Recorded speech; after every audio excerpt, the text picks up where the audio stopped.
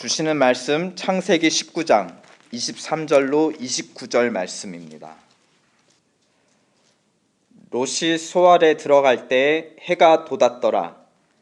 여호와께서 하늘 곧 여호와께로부터 유황과 불을 소돔과 고모라에 비같이 내리사 그 성들과 온들과 성에 거주하는 모든 백성과 땅에 난 것을 다 엎어 멸하셨더라. 롯의 아내는 뒤를 돌아 보았으므로 소금 기둥이 되었더라. 아브라함이 그 아침에 일찍이 일어나 여호와 앞에 서 있던 곳에 이르러 소돔과 고모라와 그 온 지역을 향하여 눈을 들어 연기가 온기가마의 연기같이 치솟음을 보았더라. 하나님이 그 지역의 성을 멸하실 때 곧 롯이 거주하는 성을 엎으실 때에 하나님이 아브라함을 생각하사 롯을 그 엎으시는 중에서 내보내셨더라. 아멘. 오늘 본문은 소돔과 고모라의 멸망 그리고 그 사건 사이에 엇갈린 사람들의 운명을 조명해주고 있습니다. 본문에 따르면 소돔과 고모라 그리고 그 일대 지역은 하늘에서 비같이 내리는 유황불에 멸망했다, 엎어졌다 하였습니다. 가장 자연스러운 해석은 화산 폭발이 되겠죠. 그러나 본문은 그런 자연 현상에 의해서 멸망했을지라도 그것을 주관하신 이가 하나님이심을 오롯이 거듭거듭 강조하고 있습니다. 첫 번째 증거는 그 심판 집행의 시작에 나타나는데요. 23절 롯이 소알에 들어갈 그때에 기다렸다는 듯 해가 돋았다. 또 24절 기다렸다는 듯 하늘로부터 유황불이 비같이 내리기 시작했다 라는 것입니다. 지난 본문 롯에게 베푸신 하나님의 은혜는 지체하시는 은혜였죠.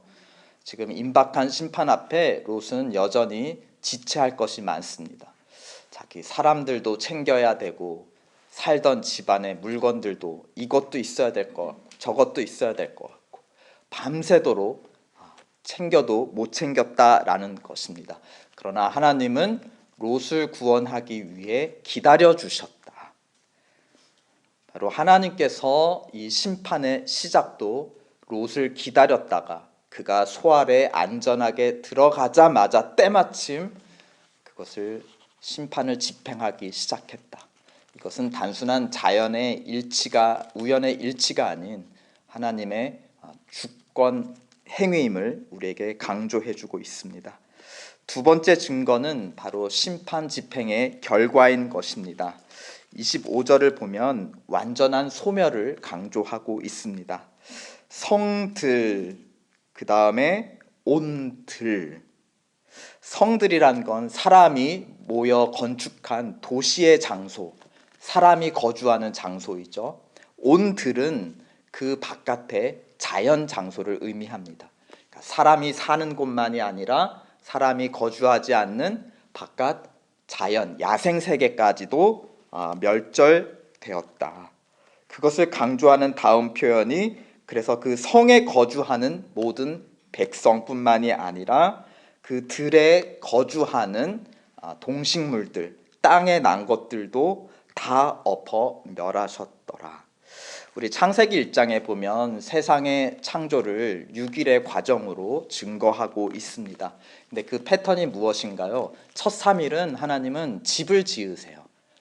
하늘의 집, 땅의 집, 바다의 집 이런 공간을 건축하십니다. 그 다음에 나머지 3일은 각 집에 거주할 거주자들을 창조하십니다. 그러니까 이것을 기억하시면 굉장히 편해요. 3일 동안 집을 지으셨고 나머지 3일에는 그 집에 살아갈 피조물들을 창조하셨다. 그런데 오늘 25절을 보면 비슷한 패턴이 있죠. 다만 창조가 아닌 멸망, 뒤엎는, 창조하신 것을 뒤엎는데 그 뒤엎는 과정도 창조의 과정, 그 그 패턴을 닮아 있는 것입니다. 먼저 무엇을 심판하신 거죠? 성들과 온들, 공간, 그쵸? 그 다음에 거기에 거주하는 피조물들.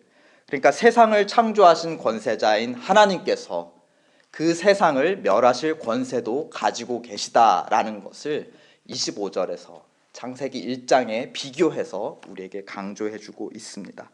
한편 이 소돔의 멸망을 통해 우리가 살펴봐야 될 것은 인간의 위치와 권세인 것입니다. 인간이 타락하자 성 밖에 있던 땅에서 난 피조물들도 덩달아 함께 심판을 받는다라는 것입니다. 인간의 타락이 피조물에 고통을 주었다. 그렇다면 인간의 회복이 피조물의 회복의 열쇠라는 것을 오늘 본문은 또한 우리에게 암시해주고 있습니다. 26절은 하나님의 심판 집행에서 살아남은 자들을 주목하는데요. 그들 중 롯의 아내를 주목하고 있습니다. 26절, 롯의 아내는 뒤를 돌아보았으므로 소금 기둥이 되었더라. 17절에 의하면 천사가 당부를 합니다. 도망해서 생명을 보존해라. 돌아보거나 머물지 말고 도망해서 멸망을 면하라 라고 권했습니다. 그 권면에 비추어서 돌아보았다, 롯의 아내가 뒤를 돌아보았다는 것을 어떻게 이해할 수 있는가? 머물렀다, 지체했다. 급히 도망가지 않고 돌아서서 지체했다라는 것을 우리에게 강조합니다. 그러다가 유황불을 뒤집어 쓰고 그것이 굳어서 돌이 되었다라는 것입니다. 이 롯 아내에게 임한 비극은 심판의 맹렬함을 우리에게 강조해주고 있습니다. 그러니까 유황불이 하늘에서 떨어지는데 지금 어디에까지 떨어지고 있느냐? 롯과 그 가족이 도망하고 있는 그 길에까지도 지금 떨어지고 있는 그 상황을 우리에게 강조해요. 그 중에 롯의 아내는 그것을 돌아보고 지체하다가 임박한 유황불에 맞았다라는 것입니다. 생과 사의 경계선이 어떻게 보면 한 사람과 한 사람일 그 사이일 정도로 굉장히 맹렬하게 임했다. 롯은 살고 그와 함께 따라왔지만 잠시 멈춰 뒤돌아섰던 롯의 아내는 심판을 받게 되었다. 그 생과 사의 경계선이 멀지 않다라는 거죠. 이분 부부 사이에 그 사람과 사람 그 간격 사이에도 지금 생과 사가 구분이 되었다라는 것입니다. 이러한 것은 이런 아내의 비극을 통해 롯이 받은 구원은 그 자신의 공로가 아닌 하나님의 은혜인 것을 우리에게 또한 비교해서 강조해주고 있습니다. 본문을 시작하며 소돔의 멸망이 하나님의 심판 집행이었음을 주목한다면 롯의 아내의 비극을 통해서 롯이 받은 구원은 그 자신의 공로가 아닌 하나님의 은혜였음을 본문은 강조하고 있습니다. 그러면서 그 은혜를 주목하고자 우리에게 마지막으로 아브라함을 조명해 주는 것으로 오늘 본문은 마무리합니다. 27절 아브라함이 등장하는데요. 그 다음날 아침 하나님과 전에 앞에 섰던 곳에 이르렀다 하였습니다. 그것은 소돔을 심판하러 가시는 하나님을 막고 소돔을 멸망에서 구원하기 위해 하나님께 간청했던 바로 그 장소를 우리에게 암시해 줍니다. 그 자리에서 아브라함이 눈을 들어 멀리 내려다 보았을 때 소돔과 고모라와 그 온 지역의 연기가 옹기가마 같이 치솟음을 보았더라 하였습니다.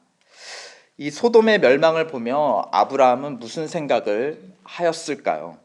29절에 우리에게 그 대답을 암시해 주는 것 같습니다. 29절 다 함께 읽어보실까요? 시작.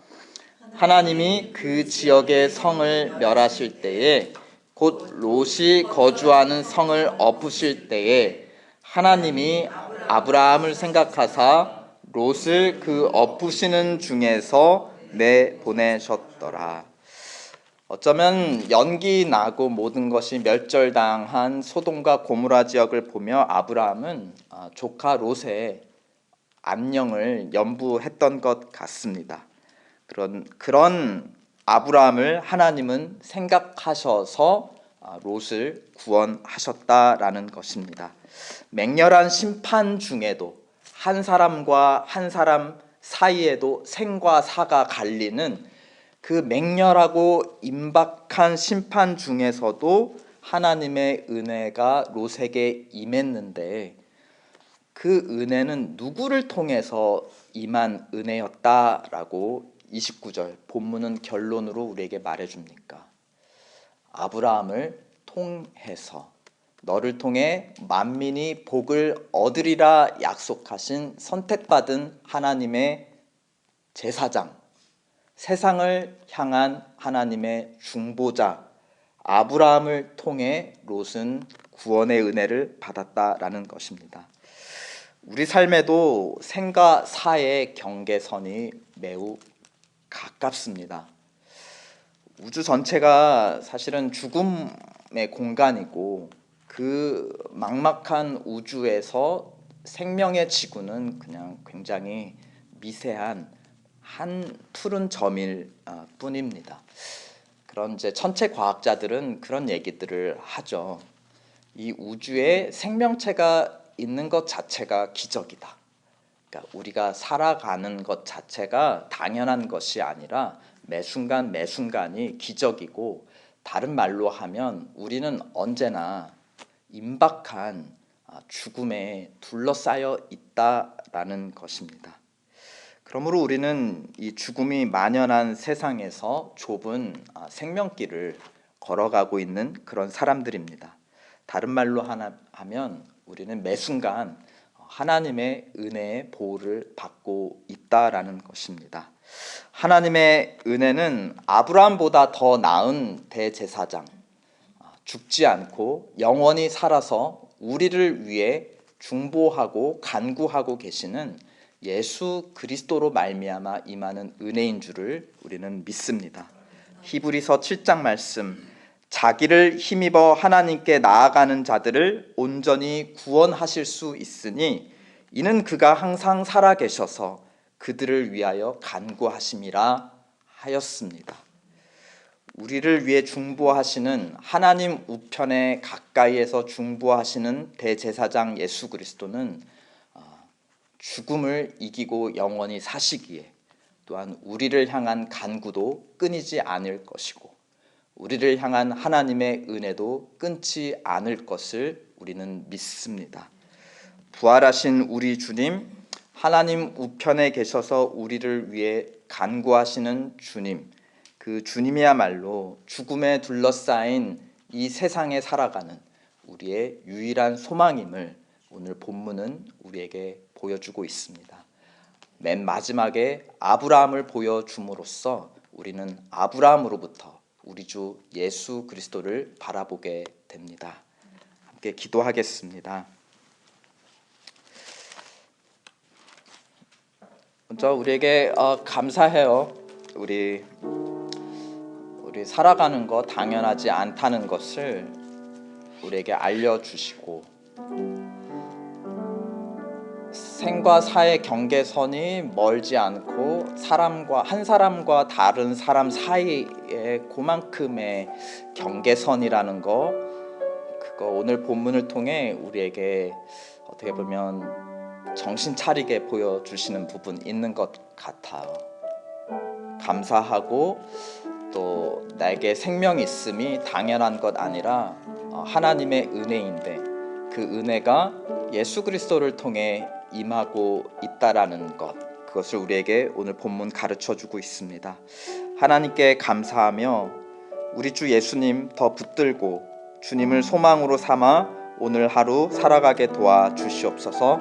그리고 죽음에 두려워하고 있는 우리 이웃들을 위해서 우리 주님 증거하는 나의 삶 되게 도와주시옵소서. 우리 시간 함께 기도하겠습니다.